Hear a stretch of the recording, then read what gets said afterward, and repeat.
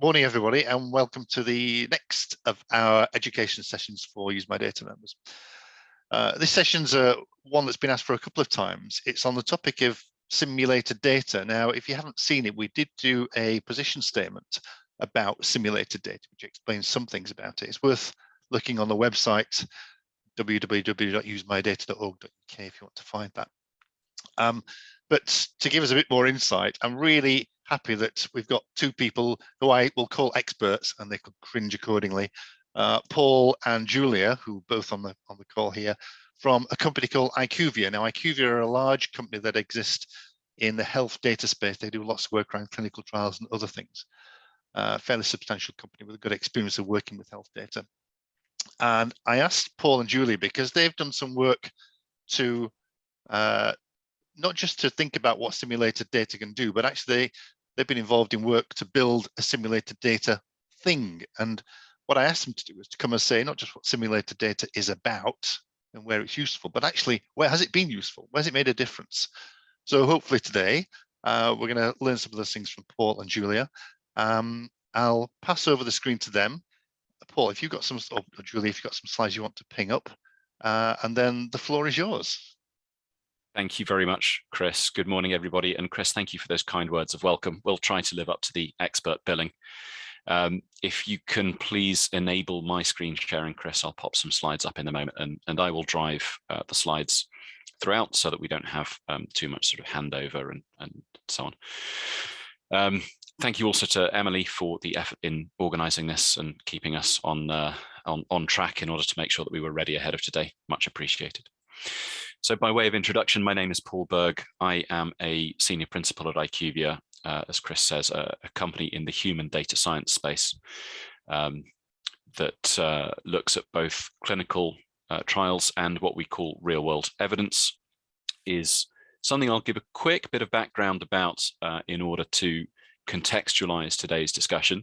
And then I'll hand over to my colleague, Julia, to walk through some of the specific use cases, particularly in the oncology space. So a few elements of context, and then we can get into the kind of the really interesting bits of the discussion on the use cases.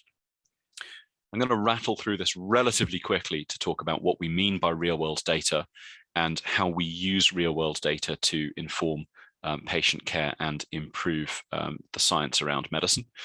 And part of the conversation for synthetic data today is particularly around the appropriate use of patient data. So following the 5 safes framework, we'll talk about some challenges and then why we want to use synthetic data to help overcome those challenges. Before then I pass the baton to Julia for the really interesting bit, which is around simulacrum, using synthetic data to streamline and enhance research in looking at cancer care. So without further ado, what do I mean by real world data? It sounds a bit like a buzzword, and it's probably easiest to think of real world data by what it isn't. It is specifically not data gathered during interventional randomized clinical trials. We think a lot about medicines gaining approval and demonstrating evidence of their effectiveness and safety on a scientific basis with patients who participate in clinical trials. But there's a whole wealth of other ways in which data can be generated through observations of just routine clinical practice. All of the notes that your doctors take when they're providing you care go into electronic medical records. And that can be a variety of your charts, your lab tests, details of the visits that you've made to different sites of care, of course, the drugs and medications that you take, but then also some patient-generated data around wearable technology. So many people have these fitness trackers and other monitors now, patient-reported sources of data like surveys and so on. All of these could be considered real-world data, that they are sources where you're not in an experimental setting, you're not participating in a trial, but nevertheless, we're generating lots and lots of information that we can analyze using appropriate techniques in order to generate insights and evidence. And that evidence can be used to answer a wide variety of different questions that some clinical trials are not capable of answering. So we can look at large population understanding of diseases, the different characteristics. How often does the disease show up in a population, and what do symptoms and comorbidities look like, and how does the disease progress? When patients progress onto treatment, what do the outcomes look like? How effective are different paths that patients follow through the care system and the different treatment options available to them? When we talk about the treatment specifically, how long after diagnosis do patients have any trouble following some of the treatments as prescribed? Are those treatments safe? What's the incidence of adverse events and other things that we would like to avoid in providing good patient care? And then thinking from the perspective of the healthcare system, what are some of the costs and resource uses? How do we then measure that against the different outcomes, and how does that change if we use a different pathway for treating patients? And lots of questions and variations on these can be answered using appropriate statistical techniques on real-world data. That said, in spite of the potential, there are some hurdles that we need to cross rightly in terms of protecting patient privacy and making sure that that is appropriately safeguarded. Whilst we gain some access to the data, we want to make sure that people's data are treated appropriately. So we want to anonymize things, of course, but that can produce some hurdles that we have to cross in terms of making use of those data. So there is a balance to be struck in terms of what is allowed in terms of the research questions versus making sure that we are aggregating and anonymizing patient data for those protective purposes. And so when we talk about synthetic data, these are data sets that are created artificially. They're modeled on real data, so they look an awful lot like it, but they don't actually contain real information. And while it's often very straightforward to generate a kind of a dummy data set that has the same sort of headings of age and gender and various other things that we might look at in a real patient record set. If we simply do all of those columns at random, we end up with something that doesn't look or behave like the real data might, and all of the associations between different fields get broken. So synthetic data is a bit more than just putting some kind of random numbers into tables that look the same. It's a more creative process that uses machine learning in order to generate something that behaves a bit more like the original data. The positioning statement that Chris alluded to earlier uses the analogy of a stick person. So we're going to talk about the fidelity of different synthetic data. And at the very low fidelity end, you can imagine that is just a few lines on a page. On the left-hand side, you can see that this is very clearly a person. It conveys the idea of a person, but there's not much detail. It's not very identifiable. We can't tell anything about gender or build or anything really that might be interesting in a healthcare perspective. If we progress to medium fidelity, that's clearly the Mona Lisa in the middle, but again, there's still not much detail. We don't know whether she's smiling or not. We don't know exactly what her eyebrows look like and all of the rest of it. And then when we move up to the high fidelity one, well, this is, again, it conveys the idea of the Mona Lisa with some quite rich detail, but it's clearly not the Mona Lisa with some subtle differences introduced by blending it with, I think that's Ron Swanson. So we have a detailed person that we can look at, that we can identify some aspects in much more detail than either of the first two pictures. We can see the eye color, the hair color, and various other aspects that might be of interest. But this is not a real painting. When we turn that into a data setting, here's an example from the 2016 Olympics. This is the real, what we call the ground truth data. Every one of these points is the height and weight of a real athlete, a couple of them marked on here, right? So the tallest athlete at the 2016 Olympics was one of the basketball players, Miroslav I'm not going to try and pronounce that.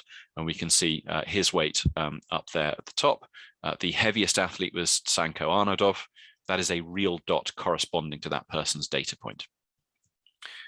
If we wanted to have a practice data set for height and weight of athletes, and we simply randomized the two columns, so a random set of inputs for height and a random set of inputs for weight, then we would have some data that we could play around with. But this correlation that we see here, where height and weight roughly go up together, approximately go up together, would be destroyed, right? So let's look at what that looks like. This is an example of low fidelity synthetic data. So each of the columns has been randomized in isolation, and you can see that there is now very little correlation, that the heavier dots do not correspond necessarily to the tallest dots, and vice versa. None of these dots represents a real person. But if we wanted to do some testing of algorithms that looked at height and weight relationships, this might not be very helpful for whether we've actually done anything right in our code. And so when we push towards higher fidelity synthetic data, that data set might look like this. Not a single one of these dots represents a real athlete that participated in the Olympics, right? But we haven't randomized the two columns in isolation. And in doing so, we've preserved some of that relationship that we saw in the real data, that there is a rough correlation between height and weight, that taller athletes tends to weigh more. And yet not a single one of these could be traced back to a real data point from the original data set. So how do we use synthetic data? Well, the broad use cases I'll talk over, and then I'll hand over to Julia to talk through the really interesting part of today's session on the specifics. But some examples of how we're using synthetic data.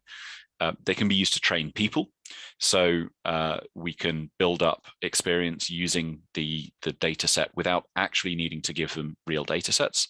We can share them around for training and testing. So a good example use case here.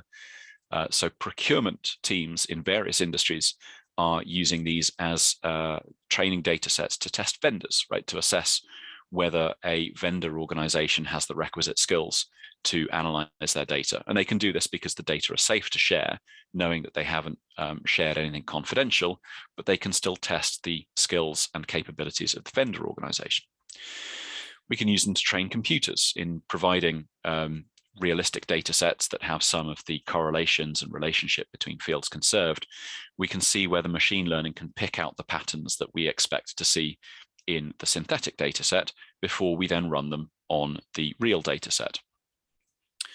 A good example of this, so finance teams in the financial industries are using this to test machine learning algorithms that are designed to detect credit card fraud. And those machine learning models get trained on synthetic data that reflect real credit card transactions in order to pick up potentially fraudulent patterns before being deployed on real data that sort of protects us all from identity theft and fraud and so on. It can be used for developing new tools.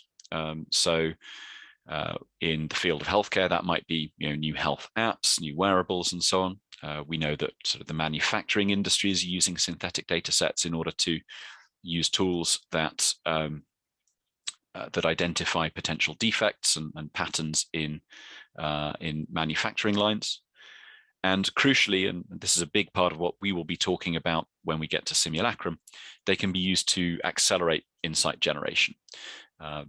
Healthcare data are, as we've already spoken about, they're very sensitive, and therefore we need a good level of protection and ethical approval in order to access the real data, which in a research effort can produce some delays. And so being able to do some of the work on your statistical programming and your experiment design in parallel to that process can substantially then speed up the delivery of results. Once we've tinkered with our programs, we can deploy them on the ground truth data once the ethical approvals come through, but we can run those approval processes in parallel to some of the design work.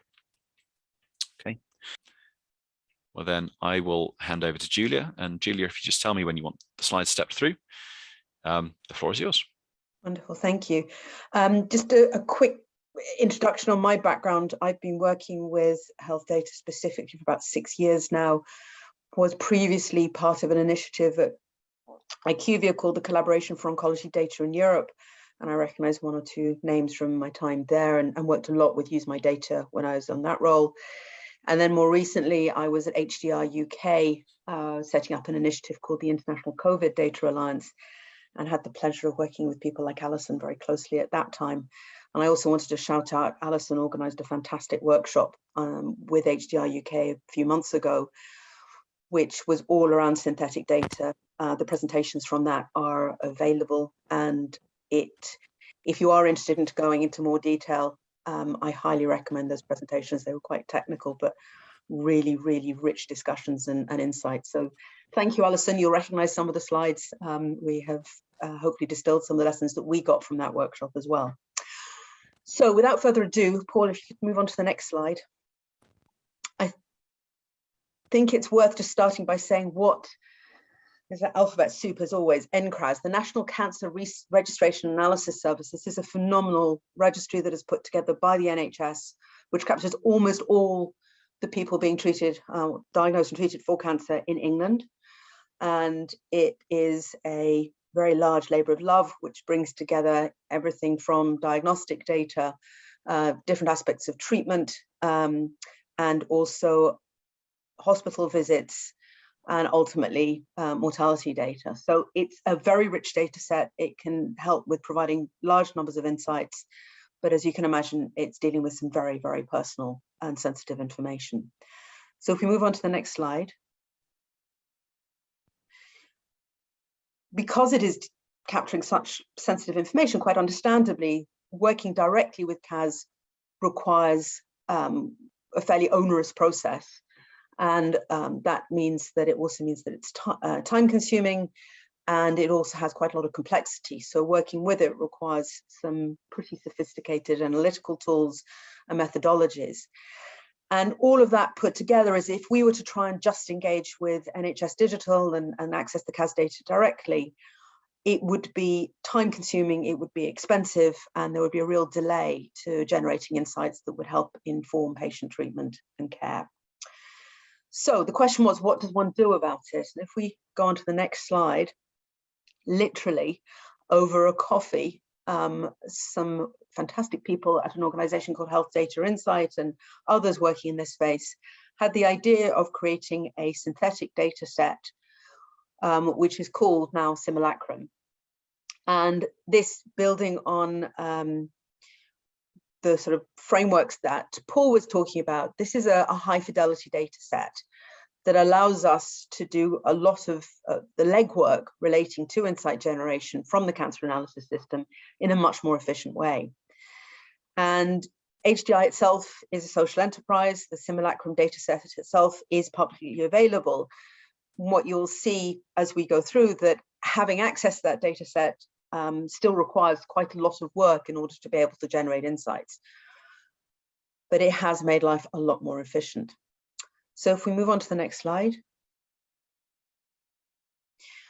The way that things work from a practical point of view is that we are obviously working with our clients in the life sciences space. We will share with HDI a scope of work, so there is full transparency as to how the insights generated from the analyses will be used. We work then directly with Simulacrum.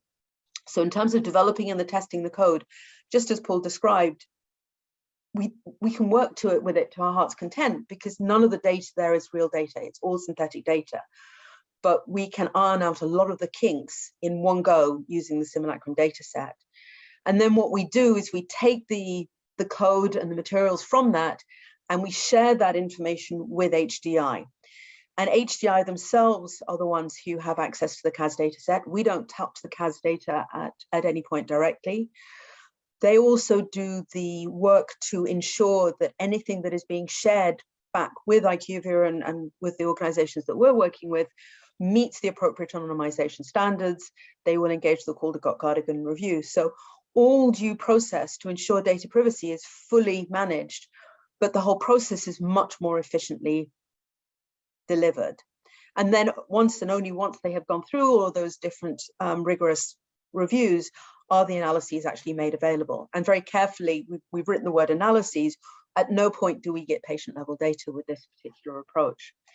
And I think it's also worth pointing out something that came up quite a lot in the workshop. We do not generate insights from synthetic data. What we do is we use the synthetic data as a means for understanding and accessing the real data. So you'll never see a study report from us which says that we worked and we generated insights from simulacrum, because although it is high fidelity, it is not perfect. It is not the actual real data. And that leads to a much greater level of confidence in any insights that we are generating. So if we go on to the next slide, the benefits of working in this way are speed. Because we're working with synthetic data, we can generate our code much more efficiently, and hopefully we only then need to engage once or twice with the actual data, and there's a much more streamlined process to be able to generate the insights. The actual insight generation itself is, I would argue, better because it allows for us to really hone the code very finely before the actual analysis is done, which gives us a much better chance of being able to generate meaningful insights. As you've seen from the approach that's taken right through, we can work in a way that ensures that patient privacy is maintained. From an accessing point of view, you're not having to keep going back to NHS Digital, the original data source, repeatedly with these very formal requests and the mechanism that goes with that. The overall burden on NHS Digital is thereby reduced. And the actual mechanism by which we're producing that code is done in a much more efficient way right through the process. So this simulacrum tool has allowed for a much more efficient and effective way of generating insights from the cancer analysis system data set. If we move on to the next slide. So how can we use this approach? What kind of insights are we able to generate with it? I think this goes back to the richness of the underlying data set, the cancer analysis system itself. Is there an unmet need for in the space of cancer? How are patients currently being treated? What are the outcomes for particular populations? How do different drugs, and not just drugs, but also regimens, different ways of treating patients, which ones are the most effective? You can generate quite a lot of insights into the cost implications because of the fact that this data set also brings in hospital episodes, so engagement with the hospital system. And as Paul alluded to earlier, things like generating insights into the safety of the drug. So it is used in a multitude of ways, and all of which, I think most importantly, this concept of working with real world data allows us to see how it's operating in a setting that a normal treatment setting for an individual patient. If we move on. Thanks, Paul. We have now conducted multiple studies. It's probably running into the dozens over the past few years, working this way. And Emily, I've just spotted your question. I'll come back to that in a second. It's a very important question. In terms of the types of studies, you can see here, it's real world treatment patterns, real world effectiveness of targeted therapies, current treatment patterns in different tumor types, and also types of therapy. Also then looking at overall survival with particular therapies.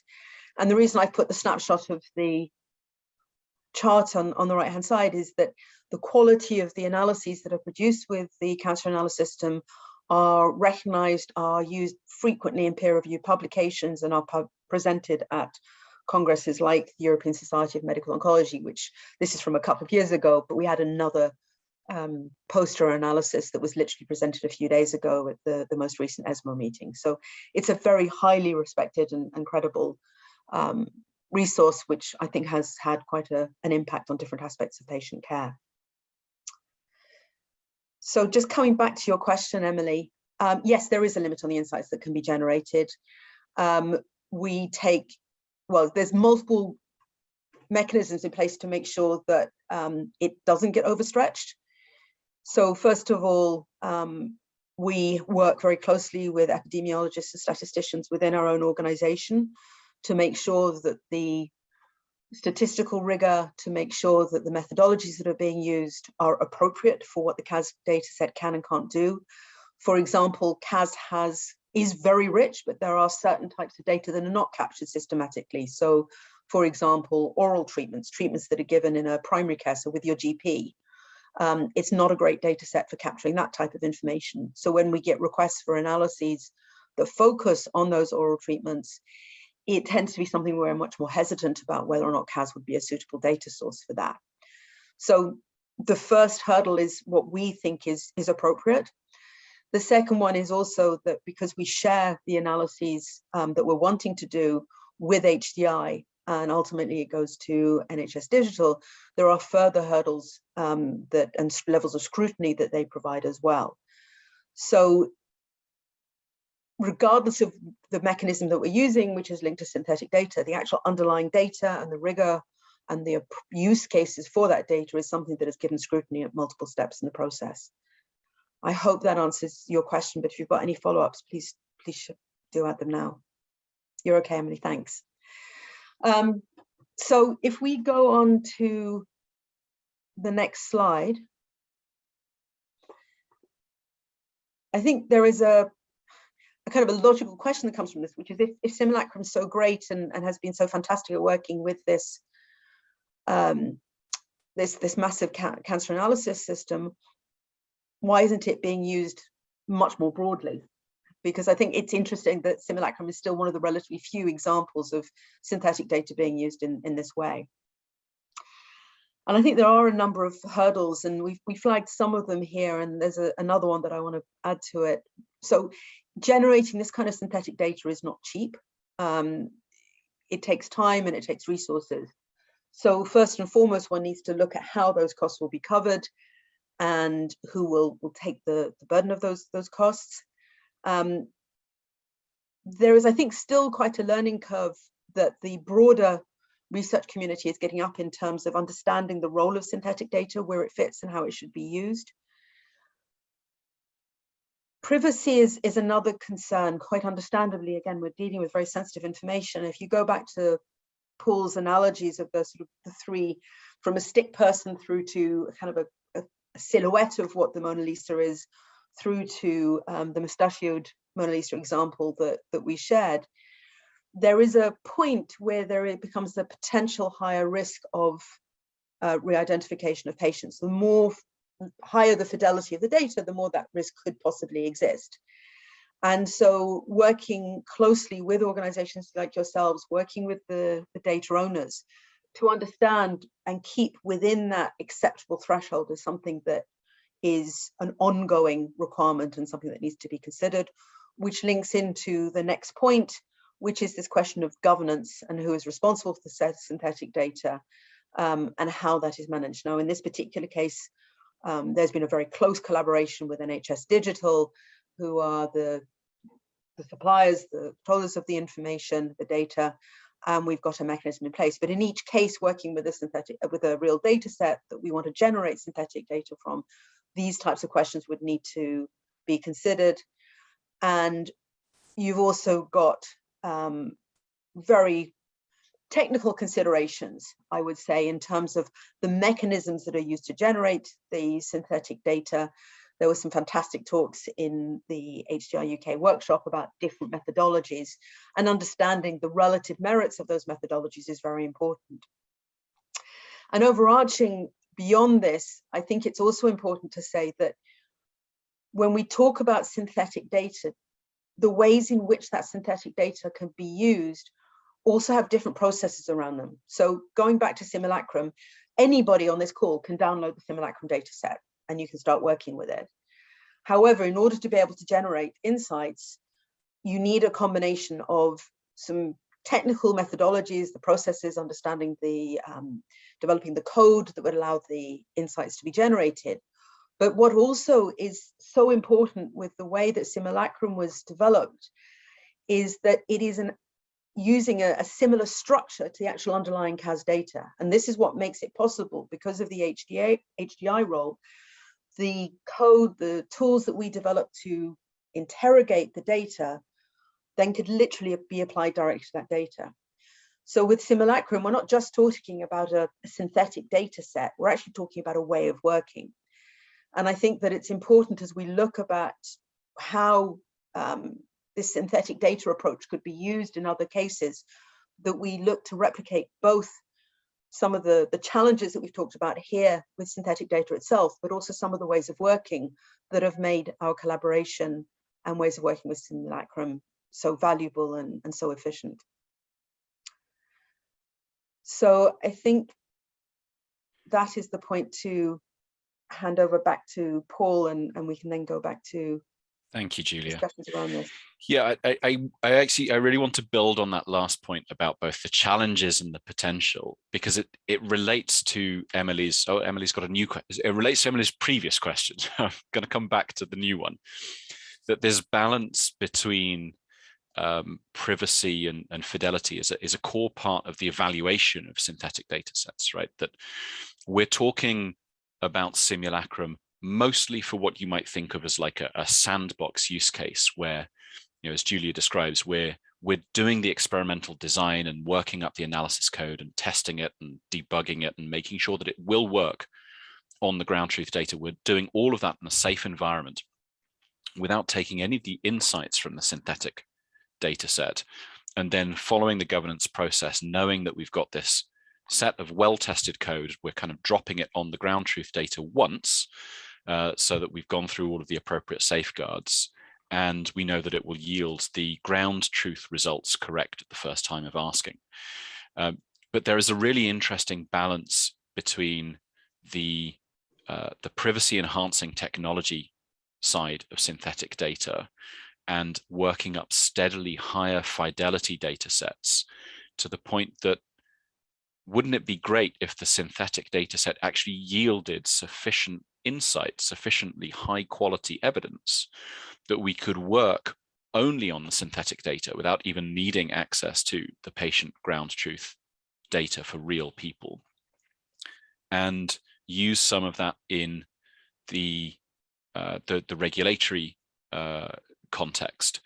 The difficulty there is in fact exactly that, is around privacy. That one of the key evaluations is this concept of differential privacy, right? Whether I can tell the difference in outputs between a synthetic data set that contains Emily's data versus a synthetic data set that does not contain Emily's data.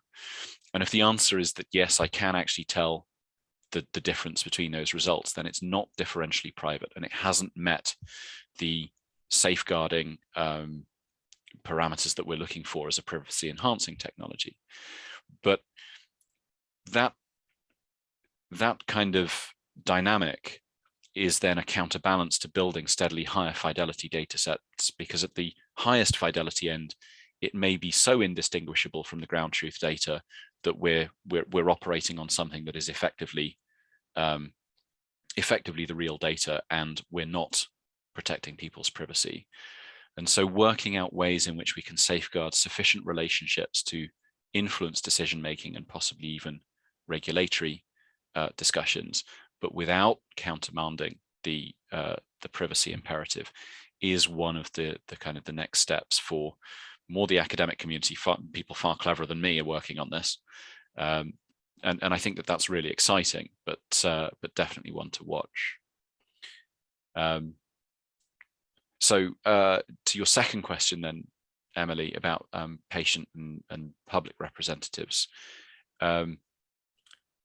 So IQVIA has a patient data advisory group. In fact, one of the members is on the call at the moment. So hi, Paul.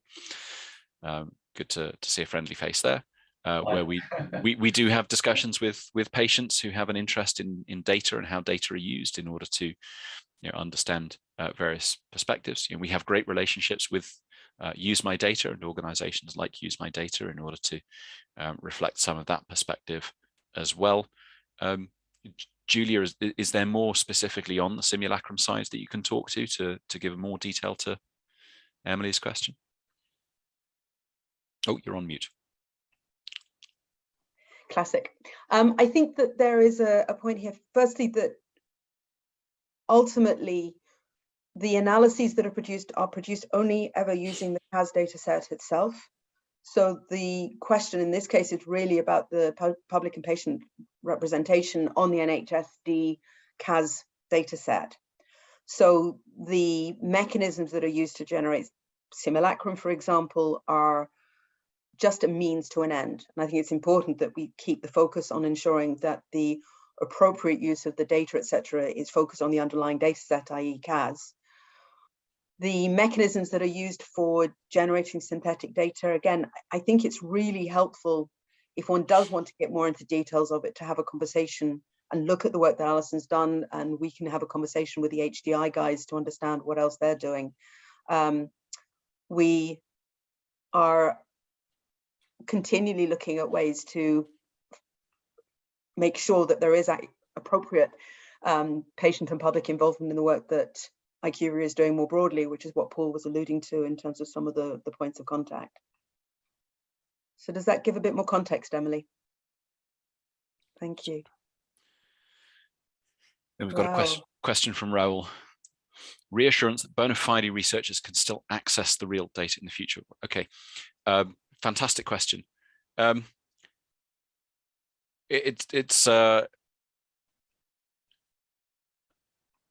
let me.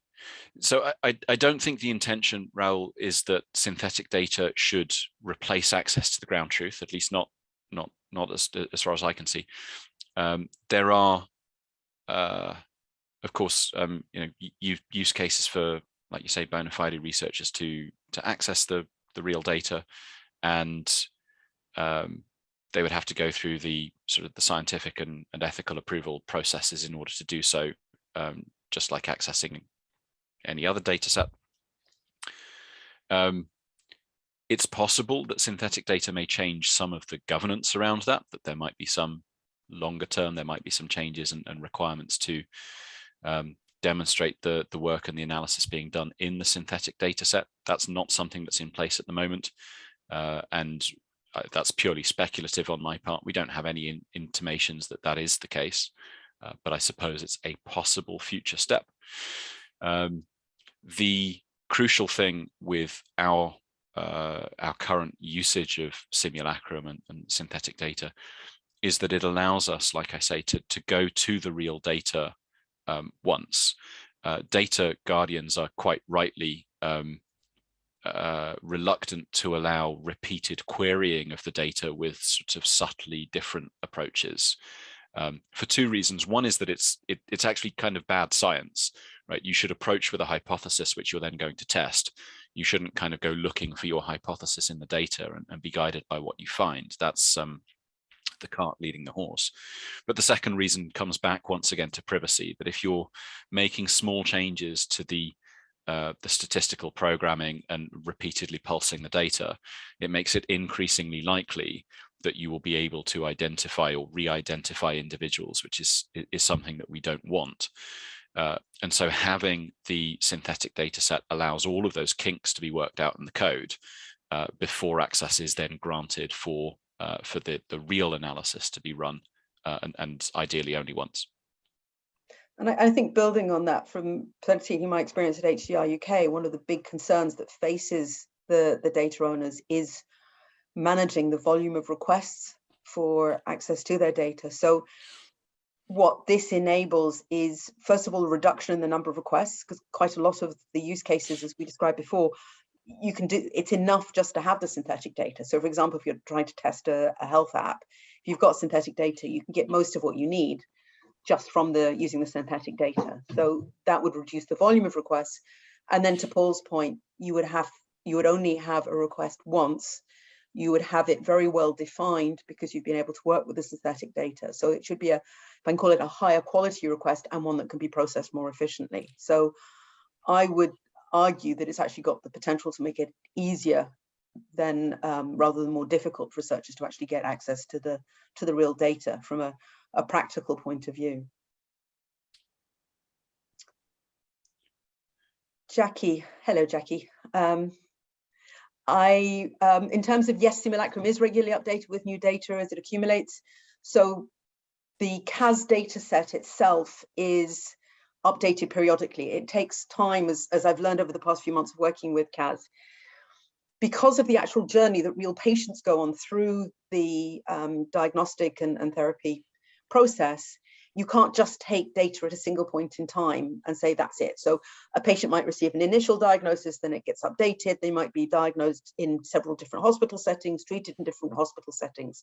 So what the NHS digital teams do is actually bring all of that data together and clean it up and align it so that you really are getting a joined up journey of what's happening to an individual patient.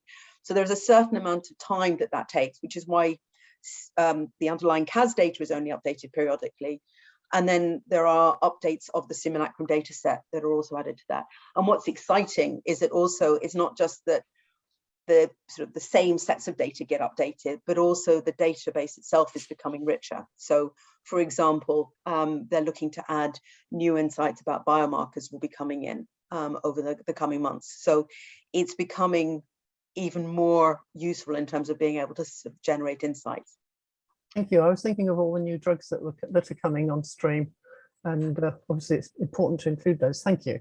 Absolutely, and it's always done with a certain lag. The other thing to take into consideration of drugs that are currently under the Cancer Drugs Fund, the data about outcomes on those drugs is not made available immediately. There is a lag, and that's to allow for evaluation of the drug's effectiveness before it gets full approval under and reimbursement for our NICE. So there are certain tweaks, and I think these are great examples of. We could either give a sort of a 20-minute presentation on what simulacrum is, or it's literally a full-time job for a team of colleagues of mine to tease apart all of these different nuances. And I think every single project request that I've received has required me to learn something new about some of the particular considerations around simulacrum and around CAS, particularly underlying CAS data. So there's a continual learning curve going on with CAS, which is what makes it so interesting. Thank you. I can see its value. Thanks. John. Okay, cancer was a great area to start because of the quality of underlying NCRAS. Where next? Great question. So it's not just the underlying quality of the NCRAS data. It's also the size of the cohort and the level of research interest in oncology. You know, it's a huge area of scientific development and advancement. So it's kind of weaving together some or all of those three things. I think will give good places to look at next. Now, in terms of sort of size of cohort and depth of detail, the primary care setting, so GP electronic medical records, is a great place to build up synthetic data sets that will have a lot of value for research interests. We know that CPRD, which is the largest primary care EMR data set available in the UK, they are building up a synthetic counterpart to their data sets. I don't know what the current state of progress is, but one of the real world community, one of our real world community friends, Pooja from CPRD, spoke about this at the workshop that Alison's kindly put the link for in chat, and presented some of their development of their synthetic data sets. So I think that's one of the next ones that will gain a synthetic counterpart. I think also there is a sense that this almost becomes a default step in the creation of new data records as well. And so we're seeing as the NHS in England gradually transitions into an integrated care system network with better links between primary and secondary care, that some data sets will get created on a regional basis that link up primary and secondary care records a bit more completely than is currently the case by default. And some of those organizations may well start setting up synthetic counterparts, digital twins, if you like, alongside the generation of fully integrated data sets for their particular geographic patch. Paul, it's Chris. I just wanted to ask a couple of questions which follow some of those things up. So if we're beginning to see the potential for synthetic data to be used as a really useful test engine to develop really complicated queries which can then be run against real data. I think you could see the benefit for that. Is there a potential difficulty here in that if certain bits of data, types of data, are not represented in this synthetic data set because they are very rare, for instance, does that work against things like in the simulacrum's case, in the case of rare cancers, in that it would potentially not be possible to model a complex query around rare cancer, a particular rare cancer, in the simulacrum, so that it might actually disincentivize researchers doing research into that particular thing with the real data? Does it make certain things harder? That is a fantastic question. And actually, one of the nuances of synthetic data creation is to attempt as much as possible to recreate some of the mess as well, right? That in real data sets, we end up with things like date of first treatment preceding date of diagnosis, or worse, kind of date of treatment following date of death, or other logical inconsistencies. And some of that needs to be reflected so that the stats code that researchers build up accounts for some of those potential errors. And because, of course, those should be a kind of a minority of cases, the smaller the record set, the more likely it is that one of these kind of rare quirks kind of crops up in the real data but gets missed by the synthetic data.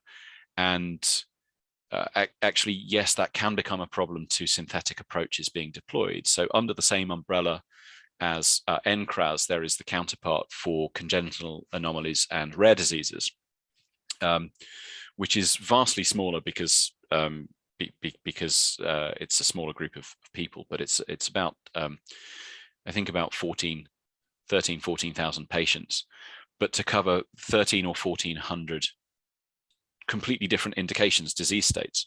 So you've got an average of about 10, and you know that there are going to be a distribution around that there will be some rare diseases contained within that setting that only have 1, 2, 3 patients, very, very rare diseases.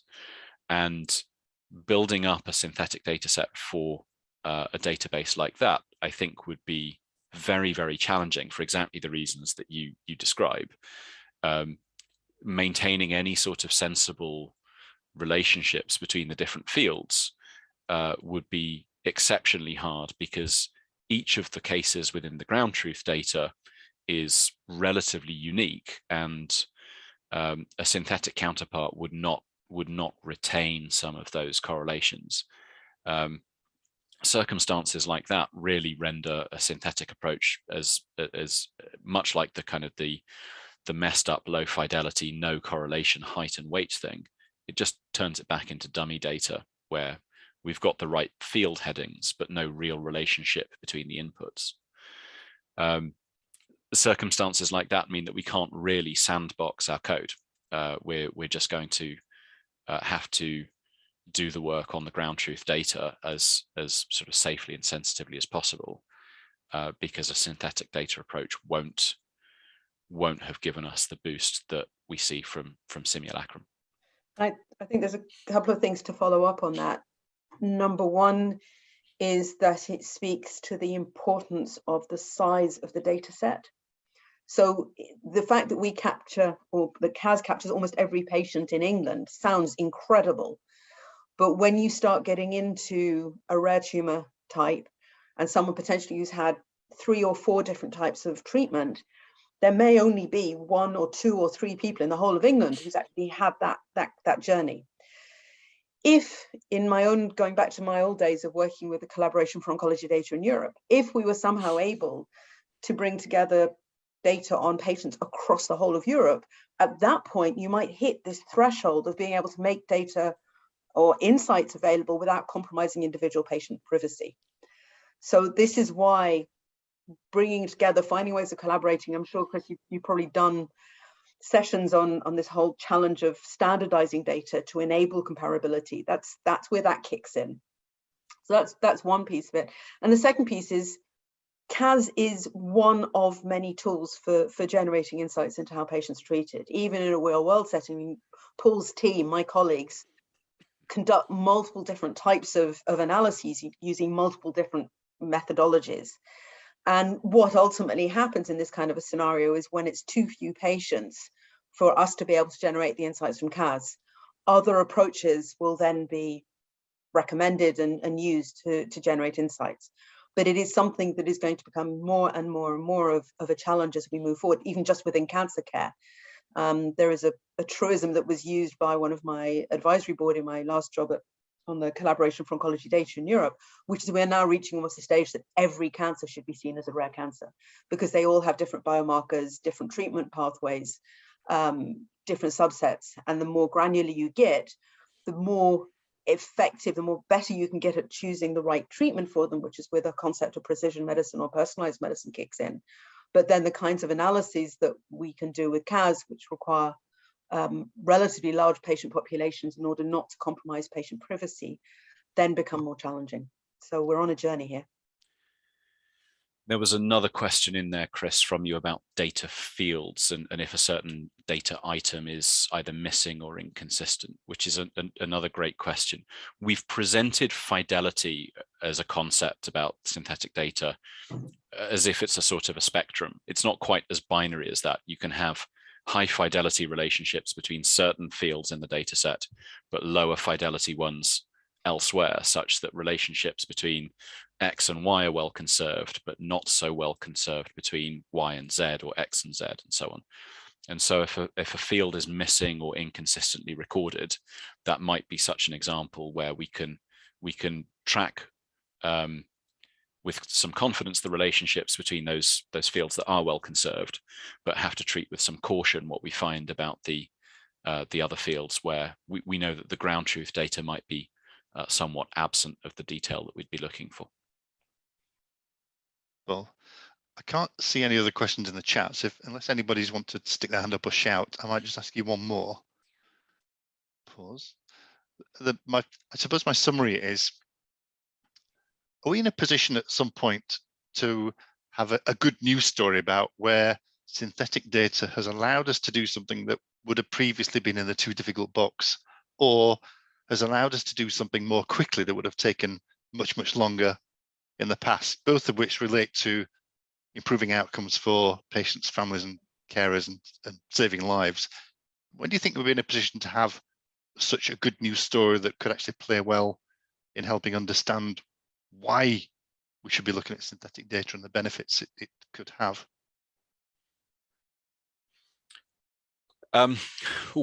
Great question. You can have that as homework if you want. Well, I might need to take it as homework. I think somewhat quietly, you know, IQVIA has sort of mini good news stories with our the clients that bring their research questions to us, because we've been able to generate some of their insights and streamline some of what we're doing in order to answer their research questions more quickly, and that yields, you know, publications and conference posters and regulatory submissions and so on. In terms of sort of a more public and publicized good news story, I'm struggling to think of one on the spot. Well, I suppose let me make you an offer then, because what you've got within the Use My Data is an interested community who are engaged in this space. You might see us as a hybrid before you drop something in the front page of the Times, which explains what you've been able to do, because I think there's a real interest in not just the academic concept of what synthetic data is, but actually how has it been used and what difference has it made, even if it's in a small context.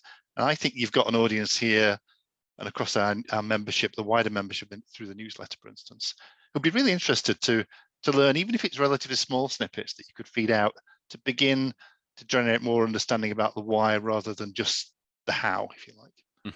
So I may leave you with that as something to think about. It's a fantastic bit of homework. Thank you. It Perfect. is, and it's one that I'd love to have a chat offline about with Alison, if I may, because I think looking, you know, HDR UK has got a clear commitment in this area as well to look at the benefits of synthetic data beyond just the use case that we've been talking about with the cancer analysis system. And we can perhaps look at how we might join forces, Alison, if I may be so bold.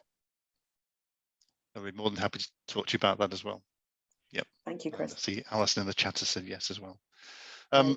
I think that's a good point to draw this to a close, because we're now at 3 minutes to the end.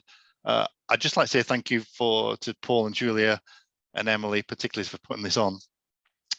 Equally, thank you all for giving up an hour of your day to come and listen to what I hope was a useful starting point to get into synthetic data. As I said, we'll put the recording on the web so you can rewatch it and other people can watch it as well. If you've got any follow-up questions, then please just email me or Emily or Alison Stone, rather than Alison Elfield, about any questions you've got. And similarly, if you've got any topics you think you'd like us to include in these education sessions, please do let us know as well. But on the back of that, again, thank you again to Paul and Julia, particularly for the time you put into this. I think it was a really useful, interesting session. And I think I shall pause the recording and we'll wish everybody a good rest of the day. And yeah, time for coffee and a lunch, I think. Thank you, everybody. Thank you for having us.